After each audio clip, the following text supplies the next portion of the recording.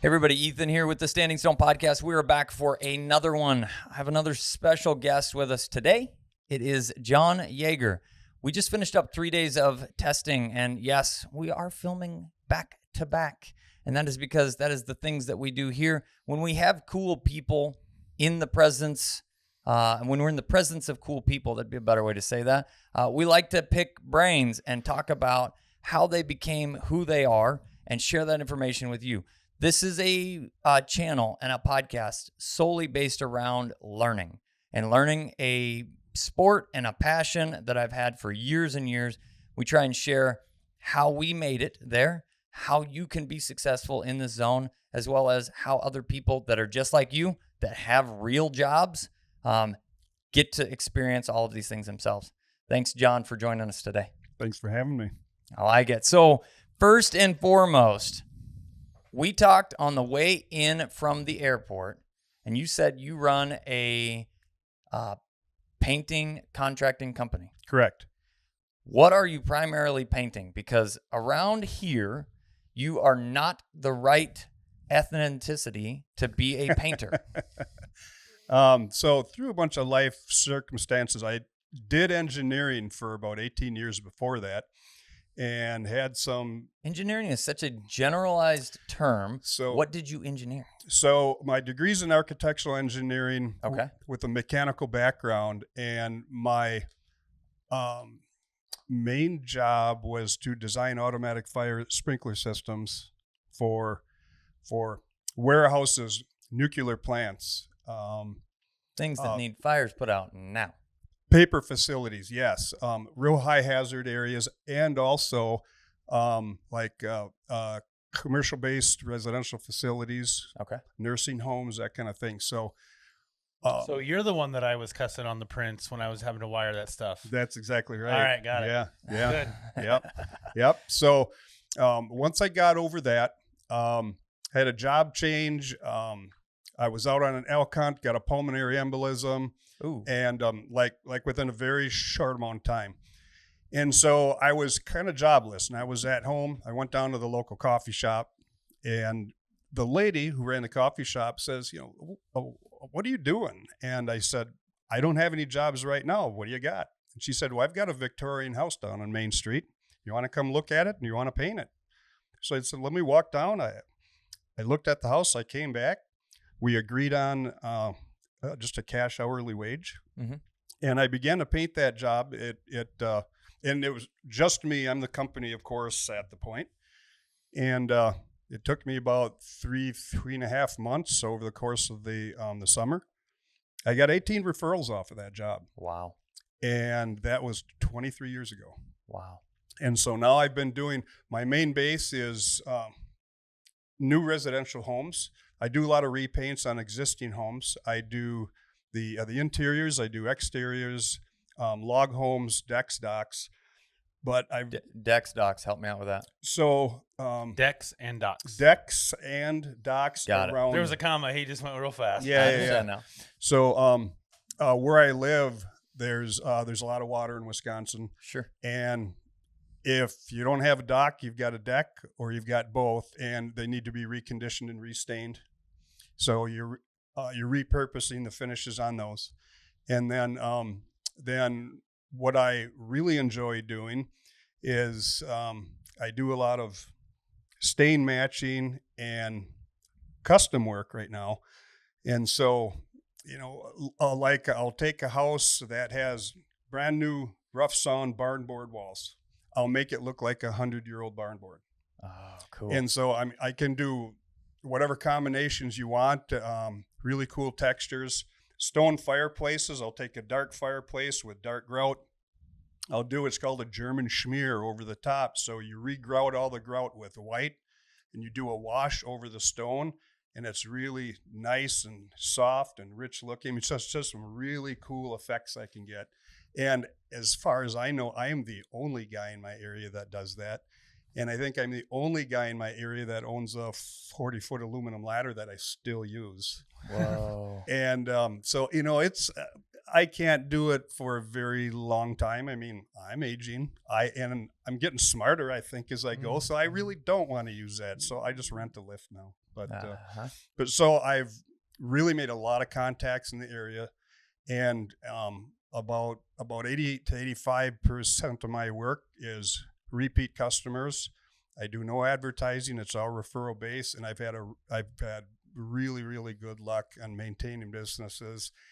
And the cool thing about that, and, you know, when you have your own business and you're a small contracting business, you make your own decisions, but it's a double-edged sword. So if I don't work, I can go on vacation and go hunting anytime I want, but I got to pay for them. Yep. You know, so yeah. And right now, here I am, and I work when I need to work, and I put money in the coffer. And then when there's money in the coffer, I take a look at the dogs. We have a board meeting. They let me know it's time to go hunting when we go. I like that. All right. So my question to start off with, you said you did a Victorian home to start with. Correct. Did you do in that painting process, was it like a restoration? Let's make this look as original as possible. Or is it just, we're going to paint it new to be what the customer's looking for here? So that's interesting. So some of the siding that they have, they put on new siding, and based on that, so the rest of the house, like up at the gables and all the ornate deck spindles, they could have been anything that they wanted to. And she basically gave me full reign. Oh, that's and cool. So what I did is there was a combination of 9 different colors that I put into this stuff. But up at the gables on Victorian houses, they have those sunbursts up there. Yeah. Well, one of them I made like a sun during the sunset, right? And another one, so there's vertical pieces of wood up there, and, you know, like red, white, and then the other side, it's the opposite, and then you have greens and browns, whatever. But I kind of looked at all of that. With my architectural design background, I have a lot of education in how to use complementary colors and how to bring things out, and how to balance things and make it work. And it just, everything really worked on that house, and it looks absolutely great yet, actually. And that house, yeah, I did in 2003, I think. Wow. And I go back yet, and it looks good. Yeah, it could use another paint job, but I'm kind of busy now doing other things. So, yeah. So you stepped into that basically with I think I can probably do this, or I'm interested in doing this. And again, put in the time. Yeah. 3.5 months sounds wild to stay on the same project like that. Yeah. Well, it was nice. I mean, I lived maybe a half mile away, and it was really easy to get all my gear there. And once I was there, I would walk down to work. I'd get on my ladder and I'd go to town. And a lot of radio, a lot of music while I'm up there working by myself. But it was interesting because back when I did engineering, everything is like engineering is at right brain and creative is left brain, or it's like that, or vice versa. I think you're right. I think you're right. Yeah. And so I had done engineering for so long, I felt starved to use my creative side. And it just, with that job, it just really came out. And I'm like, that was really interesting. I really kind of enjoyed that. Let's do more. Yeah. And I was, was able to control my own schedule at that time. And I found myself working more and more and more. And then I had a couple other big jobs that I helped another contractor with, and I learned a lot. So he kind of mentored me with a lot of paint products and stain products and methods. And I helped him out a couple of years, and then I was really on my own, and I was able to go ahead now with my tool bags completely filled with everything that I needed. And a lot with painting, you don't know the tools that you need, you don't know the methods that you have, but once you learn that, you can basically attack any project and just work the problems through.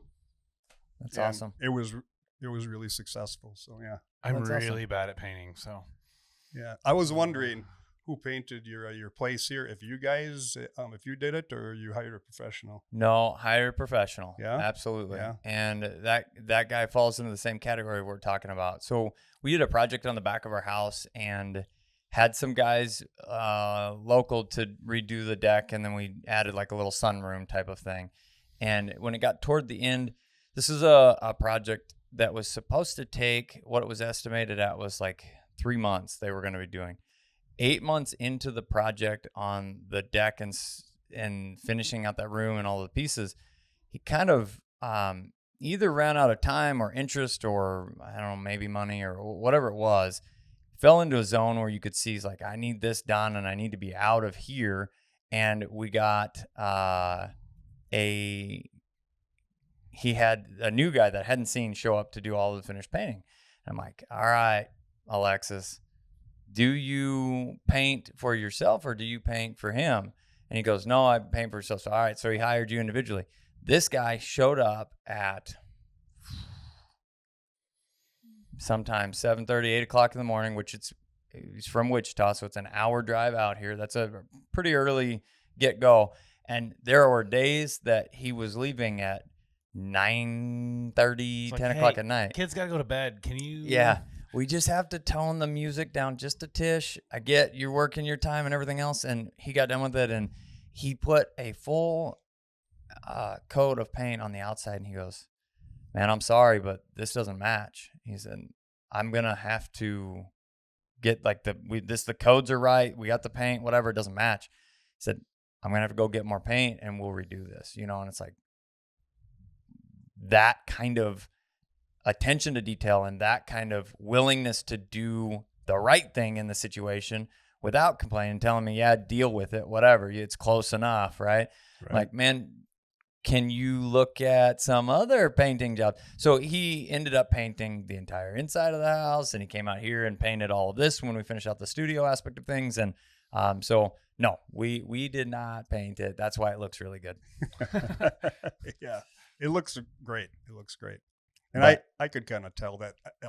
I know Charles did work on this. No, it was not me. Now, in the kennel itself, that has been painted. That was in a zone when we built the kennel. I was like, I don't know. I've got more time than I've got money at this point. And we've got a crew of people. So everybody is painting to help this. And we had paint days. We got dogs worked and we come in and we're like, all right, we're painting. I figured out really quick. You have now earned not having to paint anymore. Yeah. You're going to work on drop clouts. You're going to do the other things and we're going to get this done. And it looks okay. Not good. So yeah, I don't think the dogs care. Nah, they don't care too much. No. But that's interesting. So to go from engineer to professional painter to where do dogs fit into this for you?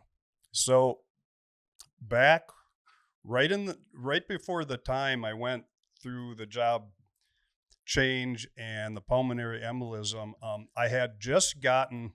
Because you said that was on an elk hunt. Yes. Yeah. Yes. I had just gotten my first pointing dog, a German Shorthaired. Ooh, solid choice. And so we got to figure out what happened. Yeah, well, I'll tell you. Okay. So this dog was I got a great deal on the dog, I thought. Ooh, there's no such thing. Right. So, okay, so, I'm even going to tell you figures. So there's a taxidermist in my area that had a pheasant farm. And he had this dog. He said, do you want a dog? And I said, well, what kind of dog is it? Well, it's a short hair. He said, what is he? Well, he's a 1.5-year-old male. He said, no, I have to tell you, we don't get to work with him. But what he does, we let him out every day, and he goes around the pheasant pen, and he catches all the escapees, and he runs around the yard and eats them and chases them and everything you just don't want. And so I said, okay, bring him out. And so he comes out, and there's a peacock around one of the buildings. He comes right around and slams a point. How much do you want for him? $150. I said, sold. Very nice. And good deal. I'll say you may not have overpaid, actually. Well, right. So this is interesting. So I had him about a half year. Now, my dad at the time had a pointer and had a griff. And Dad was a hunter and really enjoyed bird hunting. We both, we contacted individuals. Where can we go to actually work with our dogs? And that's when we found NAVHDA. And so Dad and I began to go to NAVHDA, and I would bring Waylon, is his name, my dog. And strong name. And as you expect, he loved birds, wasn't really really reliable yet on pointing birds because he just wasn't helped through that point of his life. So it didn't take very long. So he was actively pointing birds, and I began working with him a little bit more. And then right about then I had another job loss. And that's the time right there where, then I went through divorce. And so I'm like, okay, just regroup. And then I got a job doing engineering about an hour and a half away. So it really used up a lot of my time. Sure. And I didn't have a whole lot of time to work with him. But I kept on a NAVHDA, and I got right up at the point. So he had already aged out. I wasn't able to run him natural ability, but we worked on natural ability tasks. And I began to work with them to do the UPT test. And just in my life, it just, the timing just wasn't right. Sure. And so I pulled out of NAVHDA. I kept on working hard with my job, and I would work with my dog as much as I could. I would take him pheasant hunting. But the few things I learned in NAVHDA really helped me to break a lot of the bad habits. Sure. We hammered whoa on everything. And he could whoa at the drop of a dime. Wherever he was in the field, I would give him a whoa and he would stop. That's awesome. Anyway, and it was really, really cool. So I'm thinking, I think I'm learning something right here. So, so he lived like another 8-9 years. I kept on hunting with him. Then I had to put him down because of bad hips and just absolutely no energy. He was not able to hold himself up. I'm like, we got to put him down. It's hard. It was. And so then 9 or 10 years go by, and I'm all involved in my work, the painting at that point. And I thought, I'm single. Why in the world don't I have a dog? Yeah. And so my dad, in the meantime, had gotten a German Shorthaired female that he had bred. And I was over there helping with the puppies all the time after they were whelped. And it was right around my birthday time, and Mom and Dad said, we want to gift you a pick of the litter. And I went in there and would watch the dogs and video the dogs and talk to the dogs. And at about 5 weeks old, this puppy picked me. Every time I would go in, he would be the only one to come up to me. That's cool. And I've got the pictures and videos and everything, as we all do. And that's when I made the decision to get really active in NAVHDA again. And it has really helped me work with my dog and build that relationship. And he was the only dog that I have now. I raised him with a cat, and they were buddies, which helped the fur drive kind of thing, right? Yep. But when I worked with him, it was the doors had opened, and I had no idea what I was in for. I understand completely. Now, one thing that I want to touch on, because not everybody's going to understand this either, is you said that he Waylon aged out from running natural ability. Yeah. The NA test, or the natural ability test, is a great entry level. If you have a puppy and you want to try to get through the doors, they have to be under 16 months. That's the cutoff to the day. Now, if they're over 16 months, they can run for evaluation only. You don't get the title that would be, or not title, the scores that would be printed on your, or attached to. It says, does it show up in there as evaluation? You get a score, and then it says prize eval. Prize eval. Yep. So, that is a thing. You do have kind of a cutoff, and part of that I really like because it forces the hand to do more with the puppy when they're younger. Like prep them. There is a cutoff. If you want to try and play this game and get the score and the prize, you have to do it early, and that kind of helps to bridge the gap in a more traditional thought process, which we found out, which is kind of interesting, but it's a more old school bird dog thought process to say, you don't work with them until they're a year old or something. Now that, well, it's not written in stone, but the brunt of that was due to the fact that there weren't good vaccines back in the day, and the dogs would die of distemper.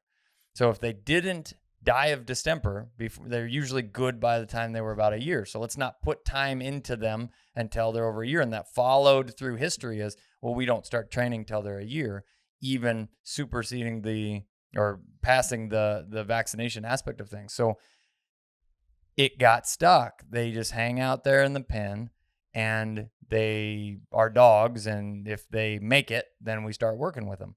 When now, and I believe that it's a two-part problem, okay? One, I feel like training has grown so much over the years, and everybody's ability to truly handle resources are better. Understanding of applying true scientific process to how dogs' brains work, how they actually learn, and being able to teach them helps them to grow, right? It helps them to be the best version of themselves, or slightly beyond sometimes if you're really good at finagling. Now, in that, I feel like it's a problem in breeding programs, because we're able to compensate for inability that is naturally bred into the dog by overtraining them past problems. And then when you get there and you have a dog that's high level, and you took forever to get them steady, or took forever to get them to retrieve, or took forever to whatever it is, but now you kind of forget about that because they look really good now, and then you breed them, and then their offspring carry the same lacks. So it's a hard thing to work through, but still, nonetheless, starting with puppies at a young age is very important from a development standpoint. I found that out, and I was really grateful that I could begin with this new puppy and work with them, and we could bond and develop and train. It was so valuable. And I realized if I would have had that other dog earlier, things would have been a little different. But I think the time was right for me to begin the puppy training when I did. I mean, I really didn't know much about the pointing dog world or the versatile dog world. And I was learning just as much or more as the dog was. Yeah, and awesome. It was a really cool experience and trip. Yeah. So that was a little wire hair puppy. Yes. You are wire hair through and through.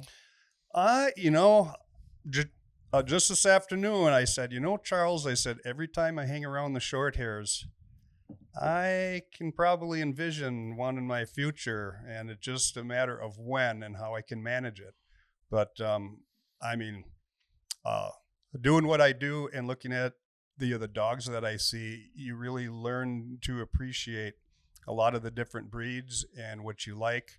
I've always liked the drive of the short hairs. But one thing with me being in Wisconsin, I do a fair amount of duck hunting, and I do a lot of cold water duck hunting. And the wire hair that I have, my male, he's just nuts about water, and it doesn't matter the temperature, and that's kind of cool. Yeah, absolutely. Yeah, absolutely. So, how many dogs do you have now personally? You said you have a board meeting. 2 personally. Yep. Okay. Yep. So I have Gromit, my male, and now I have cool name. His niece, Georgie. And that's a cool name. No, I'm teasing. Yeah. I just adopted her out of a really interesting circumstance. My sister bred Gromit's sister. Okay. And this was 3 years ago. The dogs were whelped at my parents' house. It's just basically home base for the family, and they have the resources. They've got a bunch of ponds. They've got some fields. I mean, it's just a great place for puppies to grow up.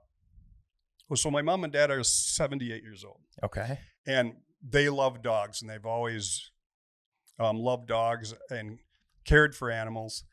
And we really want to keep one of these puppies out of this litter. And I'm like, you guys, you gotta work this dog. And if you're not able to give the dog a task, they're gonna find a task, and you are not gonna like what it is. It's generally right? not in the category of tasks we want them to find. Exactly right. So Georgie's 11 months old. Mom is in the yard raking, and Georgie and her mother ripping around the field, just raising Cain. And Georgie comes full speed, runs into mom's leg, breaks her leg clean through between the knee and the ankle. Oof. And I got the call, the ambulance was over there, and we all rushed over there. And I said, Mom, Dad, she's coming home with me. Yeah. And we're gonna get this dog some training. I will bring her back when she can control herself, and you can control her. Sure. And so, Still got her. about a half a year, it was about a half a year, and I felt comfortable leaving her there. And just a week ago, I actually got the ownership transfer papers back from NAVHDA. Now I officially own her now. That's awesome. And I'm working to test her now this fall, hopefully UT, but we'll see how the duck search stuff goes.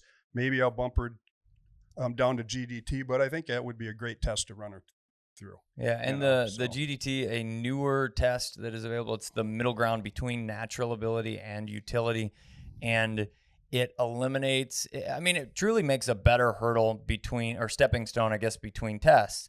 I feel like the original utility preparatory test was kind of too close to utility, which is why they made that adjustment.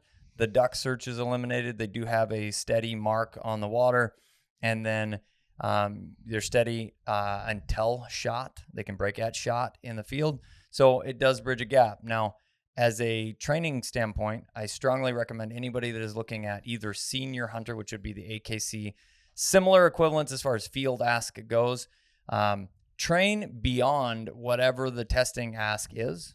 And in this case, steady to shot is a difficult concept for dogs who are really, really, really good at anticipating things. So they go, normally, when John's got us out here, the bird goes 1001, 1002, boom, he shoots it. And that's our typical time, because that's a typical time zone for the shot to happen, or it's not going to.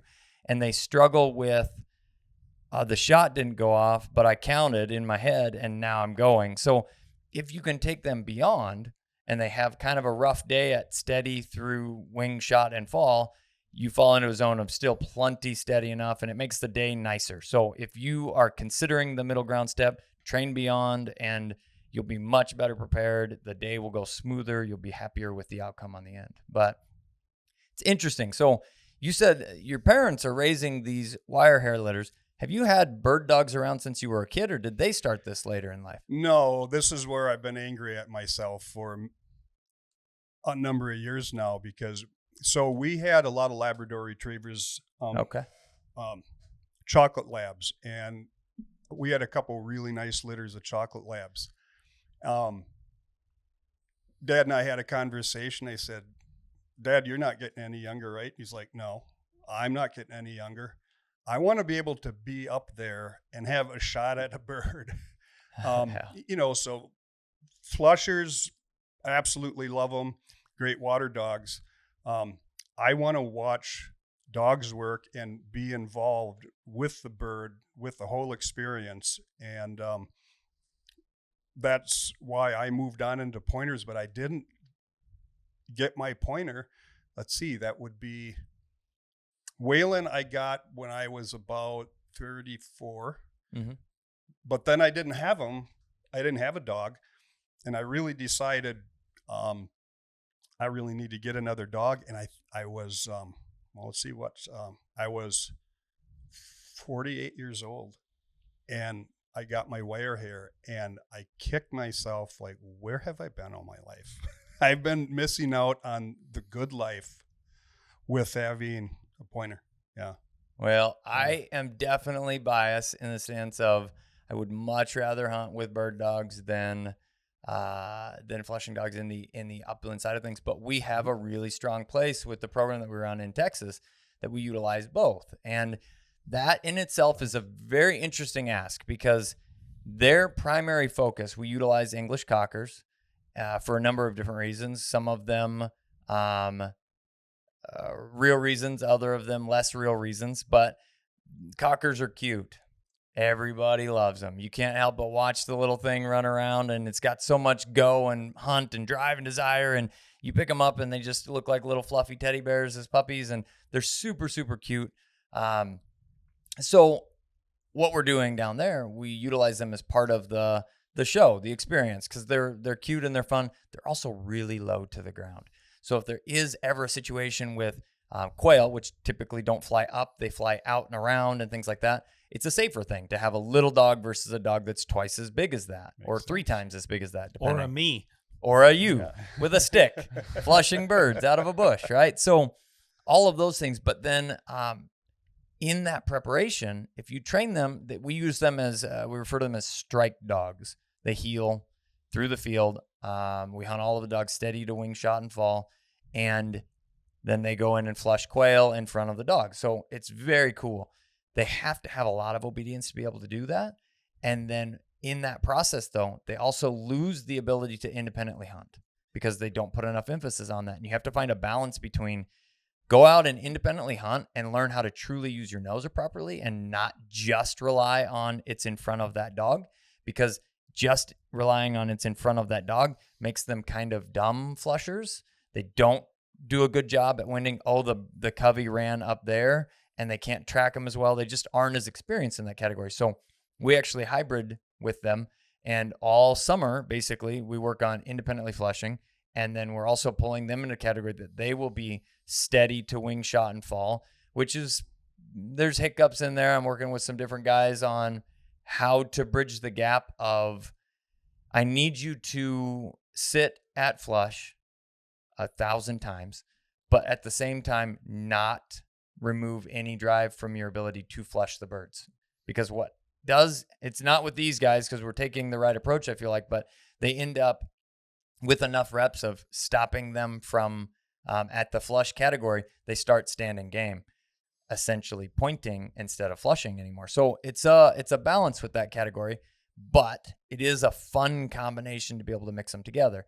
If I'm going to the prairies, if I'm going to the Dakotas, if I'm going to Montana, I want to watch some big dogs roll and stand on the hill and me come over there and walk up on them together like you're talking about. It's a different experience. And though those flushing dogs are awesome, it's hard to beat a good pointing dog. I mean, it really is.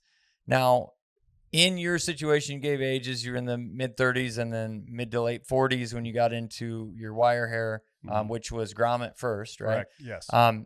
When did you bridge into the judging aspect of things? Because that is an adventure in and of itself. When did you go, I like this, I want to do more with it? It really is. So just a precursor to that a little bit. So I really got involved in volunteering and watching dogs, whatever you volunteer, whether, you're planting birds, you're setting stuff up, you're walking along.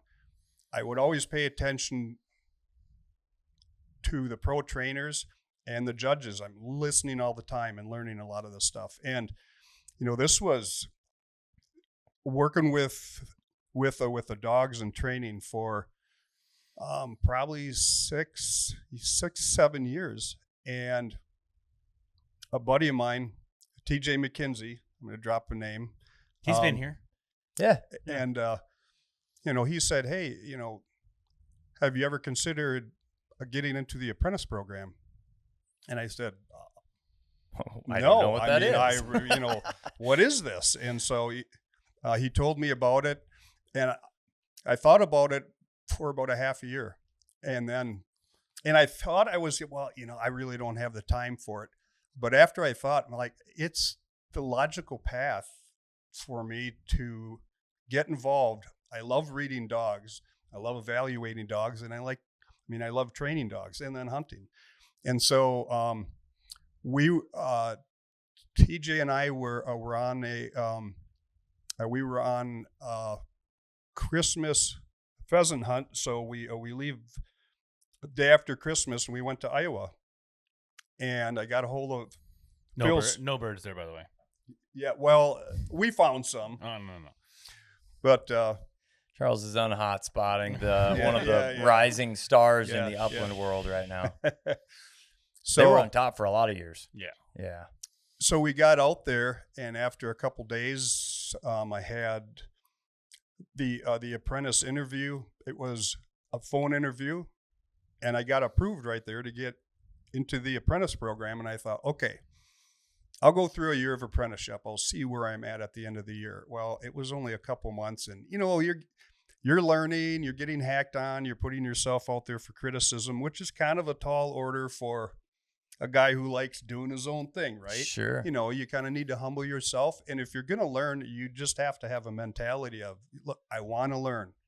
Tell me how it is. And I'm German, hit me between the eyes, whatever you got to do. And then I got through a year and a half, and I had a little bit of a hiccup here and there. Charles can attest to this. They're like, oh yeah, you did. Here's what you need to do, though. You need to get your head out of the rules, and you need to watch your dog. Trust your instincts. And I did that, and I got over the fence, and I got approved earlier this year in San Antonio. That's fantastic. And it was really a wild ride, but I really enjoyed it. I drank the Kool-Aid, and I just kept trusting the people around me, and I was getting good feedback and a lot of good mentors, and I really, really enjoy it. And I've already jumped in here with 2 feet this year, and I really enjoy judging. I like it. It is one of the things that I feel like for the organization is a strong suit. It is also an extremely daunting task. When you look at, it's going to take 2 years-ish plus, whatever, depending on your level of experience and everything else. It's a big commitment. And at the same time, it is the bottleneck for the organization at this point from a growth standpoint. Right now, we just held the 3-day test, and we struggled to pull in the required number of judges to finish things out. And that's not because people aren't willing. It's because there's so many events that so many people are because of the growth. And so if you are interested in this and you, like you said, drink the Kool-Aid, you should strongly consider that. You can be an extremely valuable part of a local chapter to be able to be the extra to cut down on you have to pull out of area people, you have to pull a senior, but to have it saves cost for your local chapter to be able to say, hey, I can help judge, or I am a judge and I can help judge, where there's a lot of events out there, and it's a complete volunteer organization that way. So people get tapped out. I can only take so many days when I also have days I want to go hunting and those things as well. I didn't realize that you were that new as far as approval goes. That's awesome. Yeah. Did it take you 2 years or 3 years, or approximately how long was the process for you? I basically did it for 2 years. I probably had a few more dogs than some, but when I learn something, I kind of learn something, and then I always need to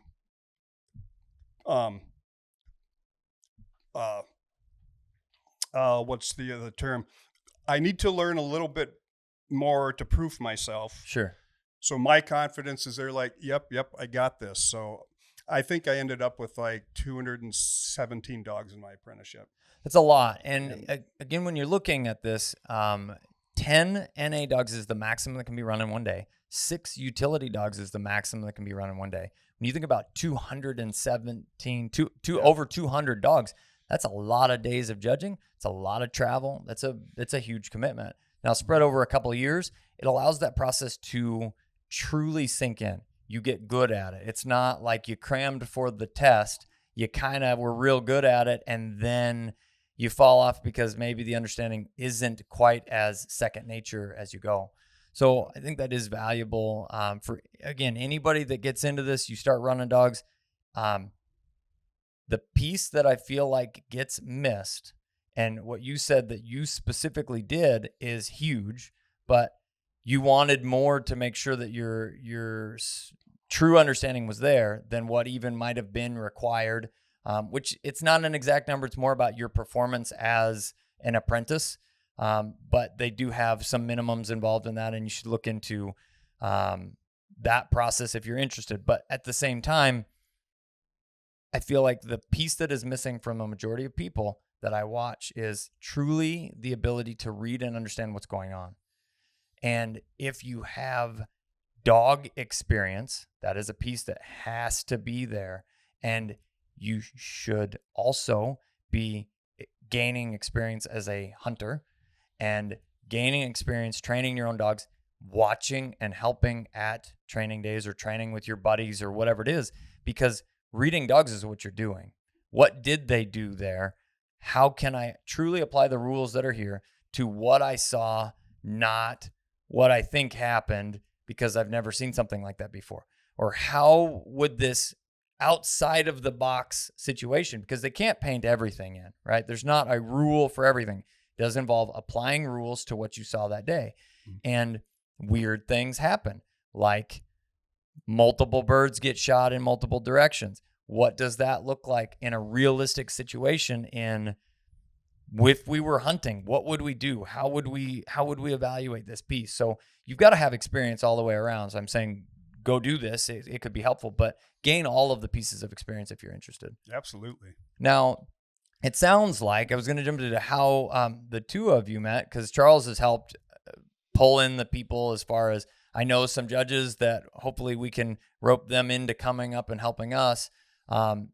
You guys met at a test itself. He was an apprentice under you at some point, or that's not where we met. No. But Okay. that did end up happening. Okay. Yeah. So was it the? You may have to remind me exactly. It was at Heartland, but I don't remember if it was. Was it the test where everybody came down to try to requalify? I'm offended, Charles. I can't believe you this. should be. So no. I think so we came down. So a group of us who were going to run the 2022 Invitational. Yeah.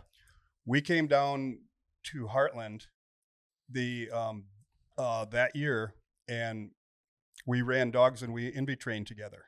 I thought you came down with the group. There was a big group from North Central that Heartland added a day of utility to try to requalify some dogs. I thought you were with that group. I was not with that group. Okay. So I knew about the invitational training, but I yeah. thought the first time was at that test, but Okay. I don't think that was me. okay. But A lot of people, a lot of dogs. yeah.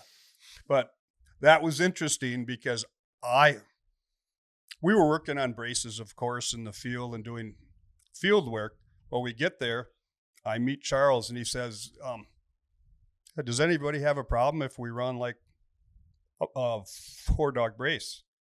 And my eyes got big, like, I've never run a 4-dog brace before. This is going to be interesting. And we just let them roll, and it was really a cool experience. So there was probably 10 of you guys that came from Wisconsin? I think about 6, 7 that, well, no, that year, so only 4 of us were qualified. But some people were coming to help. Some people were coming to help, and then we had a couple other people. Kai was there. Yeah, we ended up with, I think, 12 or 14 invitational dogs. Yep. that Misty weekend. came down with her dogs, and but we had a really great group of people, and when I do those big runs, it's chaos. I'm throwing birds everywhere, and I'm like, you think you're ready for it? Well, let's just see what you're ready for. Oh yeah, we'll find out what you need to work on. Multiple shots, things going left and right. It was really, really awesome.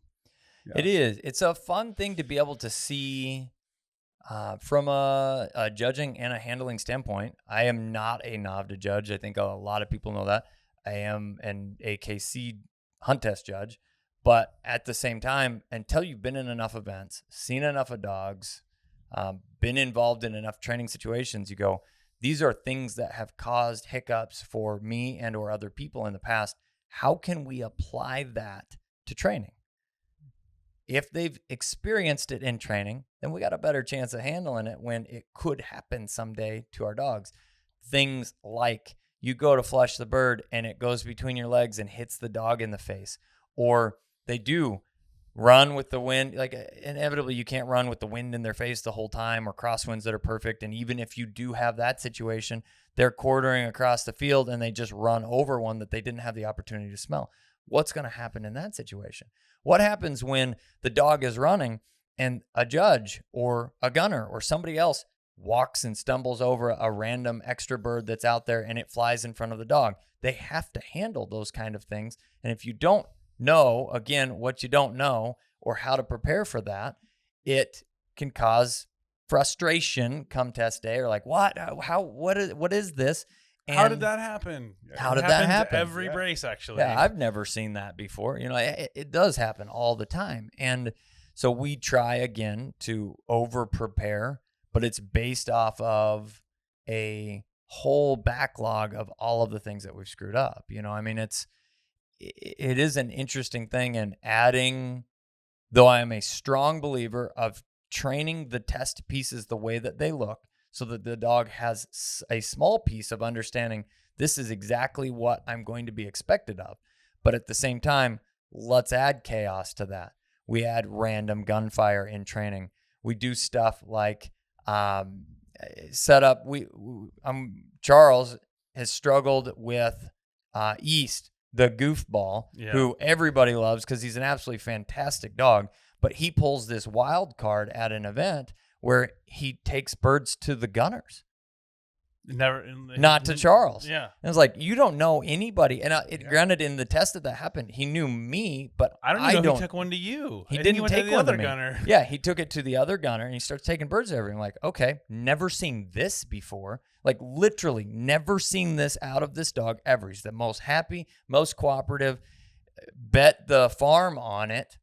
He's going to go pick that up, and he's going to come back here, and he's going to make a little wiggle hop into a heel, and he's there, right?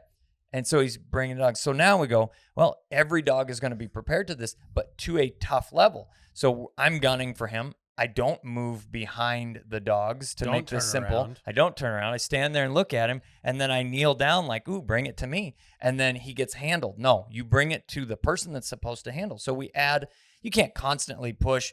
These dogs are ready to do it. Now let's throw some curveballs at you. Can you hit the curveball? Can you hit the knuckleball? You can hit them during the right down the middle. And I think that when people are training, they look for success marks and optimal training situation.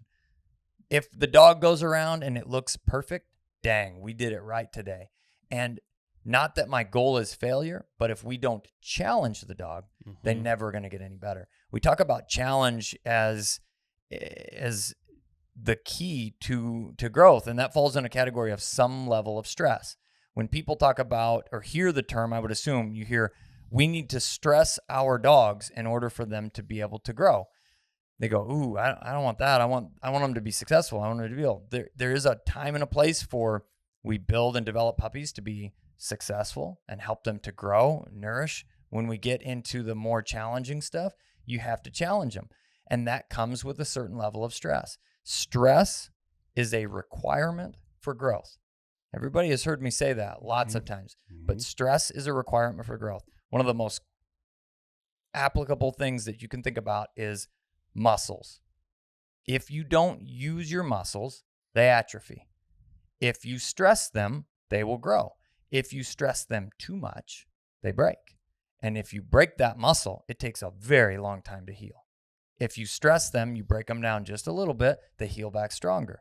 And that is the process of dog development through high levels of expectation. We have to challenge you. It's going to be tough mentally. It's going to be tough physically. But if we challenge you the right level, you're going to continue to grow. You're going to be better for it. You're going to handle. If I run dogs that I'm prepping for masters or whatever it is, or the utility test, and we go through and go, boom, one bird, boom, one bird, one shot, one bird, one shot. Wow, they looked great. Nah, we didn't do anything today. We just had a little fun run, and they went, meh. This can also create bigger problems because they get bored with the process. This is too simple.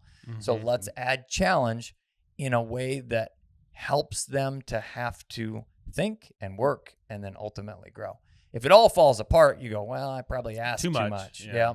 So it is a balance, and that takes experience to understand. Now, with the development of these dogs, you said that you have the engineering brain, you have the creative brain. How do you feel that these pieces have helped you specifically with dogs, and which do you use more, your engineering right head brain or your creative brain? What do you feel like is a bigger piece for you? That's a good question, but I have an answer. Aha. So see if it matches. So my analytical brain, I focus on, okay, the rules, the A, B's, and C's of what the goal is. The creative side of my brain is, okay, I know we need to get these things. What other obstacles, what other challenges do we give these dogs to train beyond just the basics? I like that. You have to challenge your dogs to be able to, like you said, to be able to handle that adversity. So when you do get to a test, they can mentally handle that, and it really isn't a surprise. So you try to come up with new ways, with extra birds, or if there's an objective and a bird goes up here, launch another bird over here, and multiple shots, like Charles says. I try to look for ways to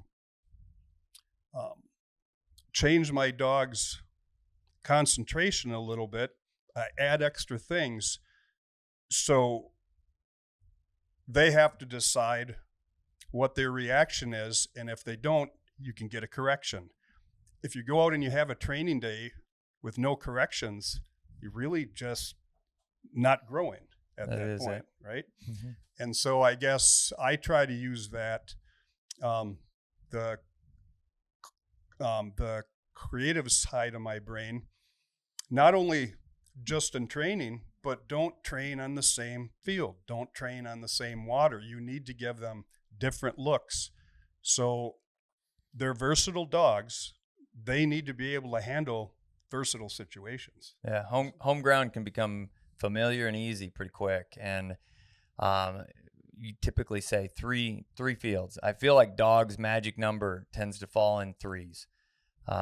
So when people are looking at equipment, even, you'll hear me say 1 bird launcher is better than 0, 2 is better than 1, 3 is better than 2, but 4 is kind of unnecessary. So stick with the 3 and under category, but 3 birds in a setup, but you do have to move outside of that, especially when you go into advanced stuff, but 3s work. So we go 3 properties. If you can handle clean in 3 complete different fields, complete different properties, I feel like we're closer to that. I can trust you to be able to go and do this if we need to travel to Wisconsin to get a test in, or Missouri or Nebraska or Iowa to try and get into that zone. We try and stay truly under 12 hours to go travel and test. Outside of that, half day, I called 12 hours a half day because there are 12 more in the day, right? But under that half day of travel, we fall in a zone of our dogs are used to traveling, and if your dogs are not, you should probably account more for that. But that half day of travel allows them to be able to adjust, but you do also pull dogs into a completely different ecosystem, a completely different level of humidity or dryness or type of terrain, and it can be a big ask if you're not used to traveling. Like our dogs hunt everywhere from almost to the border of Canada all the way to South Texas, and we've gone east and west as far as I haven't quite made it out to Chuckerland yet, but it is on the list. We had a hunt lined up in right when the COVID aspect of things broke out, so like 21-ish something, that we were going to go to is it Devil's Canyon? Is that what it Hell's Canyon? Hell's Canyon, Idaho. And hunt 7 species in 7 days. And that kind of fell through for that aspect of it. But going to places like that and adventuring, exploring, like I said, I try and find new property everywhere we go, not go to the same old spots. But if your dogs aren't used to traveling, you have to add a little to that. They get comfortable at home, and it can be good and bad. You can have, we had to work through some things here. Maybe they're too comfortable, and you see new things on new property. But I do want to tell everybody that is listening that is green, I've never seen that before, is probably the most common spoken words out of handlers. Yes. And people handling. You've never done that before is normal. So, but the more that we prep them from a standpoint of challenges and adding randomness, which comes from that creative side of the brain, think about creatively thinking to be able to help dogs to be the best dogs that they can be. Absolutely. And that's why, like, I love when we do those big, where we have people come from all over, because I'll be like, you set the field up this time. I don't know where the birds are. I don't know what's going on. It's going to be your setup. And you just can get a lot of different ideas from people, and somebody can see something and they knew, somebody ran an invitational 2 years ago and had this thing happen, and they have a thing they train for it now. And one of the most common things that people, especially for invitational training, is you end up with a lot of birds. They put out 14 birds a brace, and a lot of times they're shooting 6 to 8. So there just ends up being a ton of birds. And everybody goes, well, how do you recreate that? And I said, you spend a weekend with 6 braces and you put out 14 birds a brace. And by Sunday, you will have, your field will be an invitational field, and you will be dealing with coveys of chucker, and they're running all over the place. And that's what those big groups are a lot of fun. And it's, you almost see the dogs relax when they go back to like a 2-dog brace. It's like they have one dog to watch out for. They learn to start looking for the other dogs because there's so much more going on, and it's a lot of fun. It's really fun when you see a dog that's kind of struggling, and then they get through that, and then you go back to a normal brace, and it's just like, oh, this is easy. This is nothing. I can handle this, no problem. And I love those long weekends where you get 12 handlers together, and everybody's pitching in and helping and coming up with crazy ideas, and usually mine are the craziest. I've used to bring a cocker, but nobody would ever let me do it. Nobody would be like, nah, I don't want to do that. I'm like, are you sure? We'll let this dog flush in front of your dog. It might be a little too much. Yeah. Oh, one time that the light bulb went on for me when we were invitational training with our group for New Mexico. And I don't know if this is just because when you buy launchers, we get so accustomed to 3 birds, 3 contacts. Maybe that's it. Maybe it isn't. But, we were finding you go out and you run the field, and then, okay, let's head back to the truck. And we're on our way back to the truck, and, we're maybe 40 yards out. We began to plant a bird right before, because you can see the body language in the dogs. They're just kind of working their way back. It's over. They know how to count, right? I got my 3 birds and I'm headed back. We began to plant a bird or 2 on the way back. Our runs became a full hour. Yeah. Not, not just 40 minutes or, it was, that really helped. And you don't have to have the big groups. That's when we were doing dog at a time and walking and helping each other out. That little thing really opened up a lot for our dogs, because they didn't stop until we were literally at the road at the truck. Yeah. That's the fun side. That's the creative side of figuring out how to keep them guessing. Exactly. Yeah. I like that. Now, for all bird dog guys, we've got something that we're doing. You are in a different zone than a majority of what we get to hunt. You're in Wisconsin. I'm going to guess, go out on a limb here, that your primary bird that you target is grouse and woodcock. Yes. What is the first bird that you go after outside of grouse and woodcock? What's your go-to? Sharptail. Sharptail. I love sharptail hunting. We got somebody watching. You got to do it. Why? I want to know why. Multiple reasons. You can get really good dog work on them, especially if you're going to areas that haven't been pressured. If you can get into areas where there's, not a lot of guys. A lot of guys may just go up a couple miles off the road. You got to be willing to walk the extra couple miles. But if you can get into birds, your dogs work really well. You can watch the dogs work. You can watch the point. You can watch the back. You can get in. Chances are you're going to have more birds and more opportunities. And they're beautiful birds. And I particularly really like eating sharptail too. But when you get into good healthy areas where there's really good habitat and you know what that looks like. What does that look like for you? I mean, what is your go-to for sharptail habitat? So what I look for is like about halfway between your ankle and your knee, like a good soft cheatgrass where they like to roost in, sure. Right? Your buffalo berries, your rose hips, plum bushes, thickets like that. And there's like it's like a choke cherry or like a type of a little cherry that's out there in the bushes. When you get snowberries is another one. Snowberries is another one.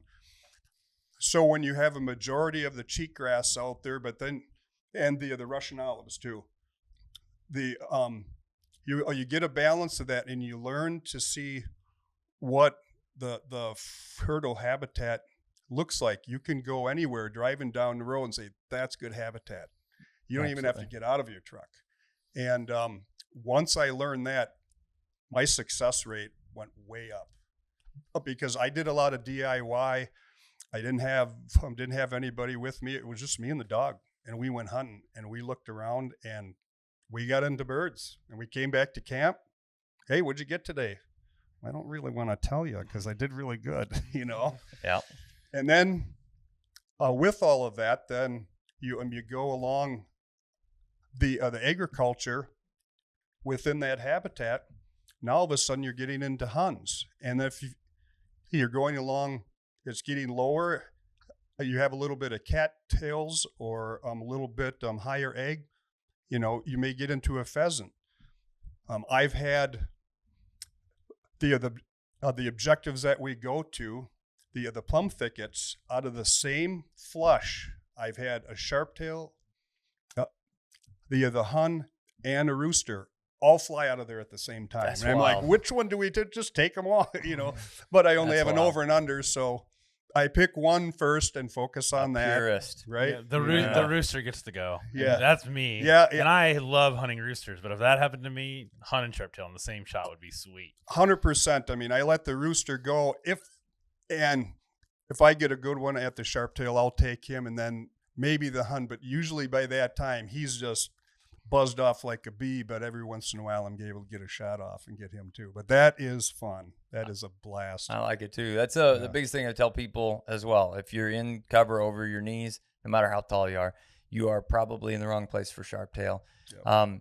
If it's over your waist, you're probably approaching some pheasant stuff. But if it's halfway in between there, you can get into prairie chickens if they're in the area. Mm-hmm. Now, we don't get to talk to a lot of people that do grouse and woodcock hunt. Mm-hmm. What are you doing from a standpoint of scouting? Do you digitally scout, or do you primarily put boots on the ground? I mean, or your combination?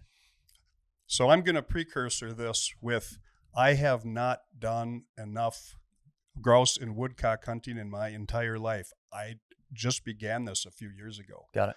I've got a lot of buddies in Wisconsin who do it. A couple of them, they work with the Rough Grouse Society, with Grouse Camp. I'm learning from them. I'm learning from other people that I train with.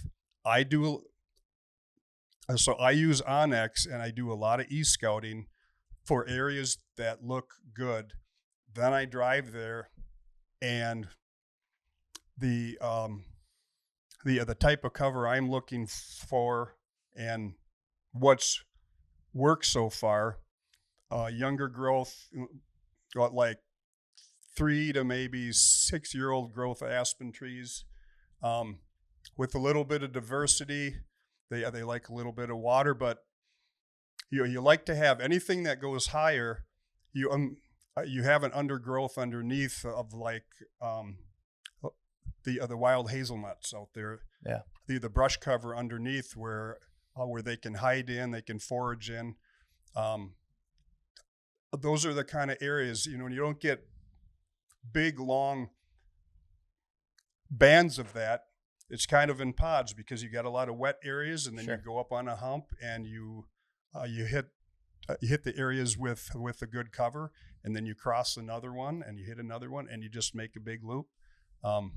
That's what I'm looking for right now, but I am learning, and I've got a lot that I have to learn, but I'm beginning to have some success. So e-scouting is huge. Yeah. And the cutting layers for forest stuff is actually available as a layer in Onyx, I believe, as well as crop rotations.